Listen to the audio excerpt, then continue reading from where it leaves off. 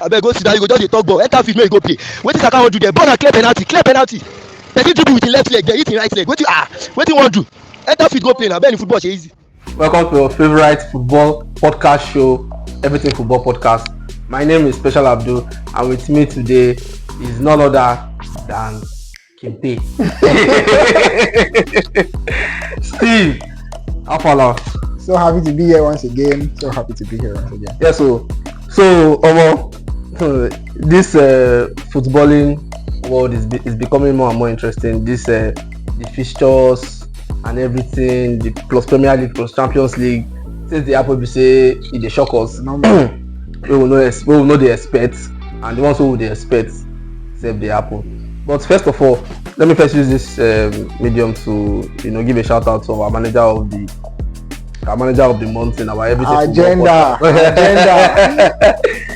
Our Everything Football Podcast. Hopefully, you viewers, you'll be there next season, because before we open the football podcast, we made an announcement that if you are willing to join the official Everything Football Podcast, it is open to everybody. So we have 20 members, and then Steve is currently the number one on best coach in the world. We see it on the screen. He is currently top table in our Everything Football Podcast. But the manager of the month is Blake Shelby, Big Griffins. Agenda. So congratulations on the manager of the month award, and there's always a prize you get when you win the manager of the month for the Everything Football Podcast. Now moving on to FPL this week is kind of dicey because but I think everybody's captain will still remain Haaland. Definitely, everybody is captain Haaland. But apart from Haaland, what other top picks and what other differential pick do you think? Okay, since everybody's going for Haaland, another person might say, okay, let me go for. I think another person that is being slept on is Semenyo. He has been doing so well, and I think people that have Semenyo in their squad, for someone like me, for example, he has been doing so well for me because he has been scoring a lot of goals. So maybe vice captain Semenyo, I think that is a pick that people just get to sleep on a lot. And this Thiago guy for Brentford. Mistakenly, I almost wanted to bring him in for Beto last weekend, but I was like, let me just give Beto one more chance, and then he scored 2 goals against Manchester United, which is so sad. So I think he's another guy. Is it so sad that Man U lost, or so sad that he did not get it? No, so sad I don't care about Manchester. But it was so sad that I couldn't bring him in. But I think that's another player people should look at. He has been low-key consistent for them. So those two players are my top picks. Very, very, very good. So there you have Semenyo and Thiago. So I think Brentford are playing on Sunday. On Sunday. On Sunday. They are playing Manchester City. Well, but they are home, Sha. Now might not be a good time to bring them. I did not say that. So Brentford are playing Manchester City, and then Bournemouth are playing tomorrow. Yes, against Fulham. And then Semenyo can still turn up. He turns up. Yeah, he's a very, very good player. Wherever. Very, very good pick. Well, as you guys have heard this, because you can still go for Haaland. Since that's as your captain, definitely. And maybe Salah. Remove Salah. Salah has not been so good this season at all. He has not been good at all, and they even benched him in the last match. So Salah might not be your best bet right now. And Chelsea players too. Remove Pedro Neto, not Pedro Neto. Maybe bring in Enzo Fernandez instead. So Chelsea players or Manchester United players, which of those two teams which player inside those two teams can you still risk? I don't think you should be risking any Manchester United players right now, because they are not doing so well at all. Despite the fact that maybe they are playing Sunderland at the weekend, and players might turn up, Cunha or maybe Sesko, since he finally got that goal, he might do well. But I think it's better you go for Chelsea players. No, maybe go for Chelsea players. That's why I said maybe an Enzo Fernandez. He might not score, but he might definitely get an assist. Because he's playing that attacking role now since Kopama is injured. He's doing quite well. So maybe an Enzo Fernandez, that is my best bet. But for Manchester United, if you want to bring anybody in, just bring in Bruno Fernandes. That's the safest option. No, let's go to the super fixture which is Liverpool versus Chelsea. Liverpool have lost 2 matches now, back to back, from the EPL to the Champions League. So and the slot has been blaming. He has been how do they speak the English? They select who they blame. He will not pick one player blame, saying that this person cause him when we will lose, that this person cause him when we will lose. Do you think Liverpool has finally run out of luck, or there's something he's not doing right? What's that thing they say? Is it law of gravity? When something goes up, diminishing return. Okay. I don't think they've run out of luck. I don't think they've run out of any juice. But I think that the team is changing, and eventually that change will catch up with them. They have not been spectacular this season, let's be honest. But because they have that winning mentality, they just know how to finish off a game. That is why, even at the end of, even if it's 98 minutes, you can still bank on Liverpool to score. So, Slot picking on his players in public, I don't think that's good. I don't think that's good for confidence of the squad. The other time was Chiesa, Idris Ekitike as well. I don't think that's good. The other time was Salah. I don't think it's good. One player was not marking. One player did not mark, and then the next thing he benched Salah for the Champions League. That's not that dictatorship way of being a club. I don't think that's good. Salah has done so well for Liverpool, and it is expected that his performances will drop because his age is not on his side. But I don't think doing it this way is the best, and I don't think they run out of it. They signed. Come on, they have 2 of the most expensive players in the world in their squad. 3. It just reminded me of Florian Wirtz. 08 now. Lil Uzi 008 now, and I don't think I see him breaking that anytime soon, because when you watch the games, he has moments of brilliance.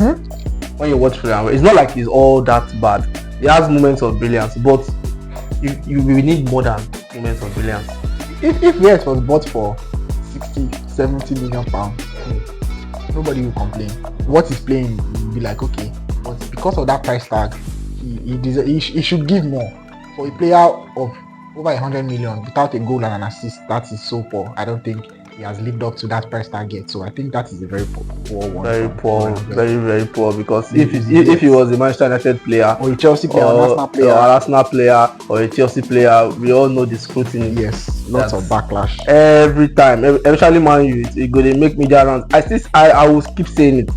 Media rounds every week in, week out. Everybody go, hey, this, that. And now look at Florian Wirtz now, the most expensive player, but say we should give him time. Alexander Isak, at least he has scored.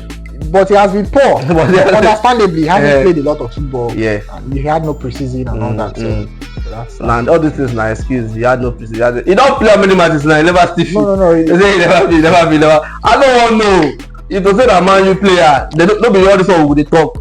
But the thing we say, really, we can make excuse for Isak, but Viet has been playing week in, week out for Liverpool, and he never do anything. Nah, I beg. He's bad. He has been bad. Well, let's talk about Manchester United and Sunderland. Manchester United as the club, the team, the manager, the coach, Amorim, and most people will say his system. Let me first talk my own. For me, I don't think the system is the problem. I think his selection is the problem. For me, I think his selection is quite alright. The players of Manchester United, they have problems in themselves because they don't mark, they don't run. We also saw what PSG did to Barcelona yesterday. How they were using Mayulu and Mbaye and Bakola. That was basically PSG B team playing Barcelona, and there was this team spirit in that team. Everyone runs, everyone is running back, everyone is running forward. But that is not the case with Manchester United. Look at Rashford in Barcelona yesterday. He was running back, running forward. I think maybe this is a disciplinary issue with Manchester United coaches, that they are not giving the players, or they are taking it soft on them, or they are not running, they are not doing running trainings or stuff. I don't know. But yet again, I think the selection is Amorim's problem and not the system, because it shows it even at the Europa League final against Tottenham, bringing Bruno Fernandes deep did not work. Okay, Bruno Fernandes must play, right? That is he must play. Then why not be interchanging him with Cunha or Umbremo or Meno or something? Some people can come from the bench and affect the game. You can use Bruno Fernandes to start the game, substitute him, bring in Cunha for the same 10 position, and then the game changes. So I think that selection is a problem for Manchester United. I hold a different opinion. I think the system problem because we have seen from last season that this formation or whatever he does not work. Firstly, he does not have the players to play that system. If you want to play wing backs, you need to have players that can play as wing backs. And as a wing back, you have to bump forward and maybe sometimes on that field. Now you have seen that doesn't work. It is affecting your most creative player, which is Bruno Fernandes. It's affecting your most creative player. As a coach, I like innovation. Yeah. When you see that something is not working, and right now you do not have the players to play that system, switch to something else. Play 3-4-3 or 4-3-3 or something. Just at least for 1 or 2 matches, try something different. If you have to play Bruno Fernandes deep, be bold enough to drop him if he cannot play in that position. But because Fernandes is the captain, if you want to stick to your system, play the right players. You have a Kobe Meno that's just sitting on the bench doing nothing.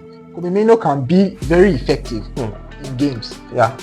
Be bold enough to drop your captain and say, look, you don't fit into my system. Sit on the bench and bring in somebody that actually fits into that system. I think for a coach that is as stubborn as Amorim, he's not stubborn enough to do the right thing. So the system and the selection, I think they go hand in hand, because if there are some players that do not fit into that system, buy the ones that do and use the internal ones that actually fit. You see Fernandes, Mount, Cunha, Umbremo all on the pitch at the same time. How does it work? You don't know. You play Ugarte.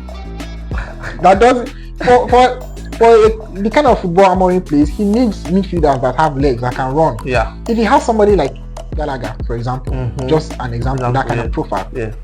That kind of defensive midfielder will do wonders in Amorim's system, but he doesn't have that, and he's not bold enough to do what he's right. Even Anderson, I was thinking they will even go for Anderson, say they could not go for Watson in Crystal Palace. So selection, system, club, fans, City has the red side of Manchester.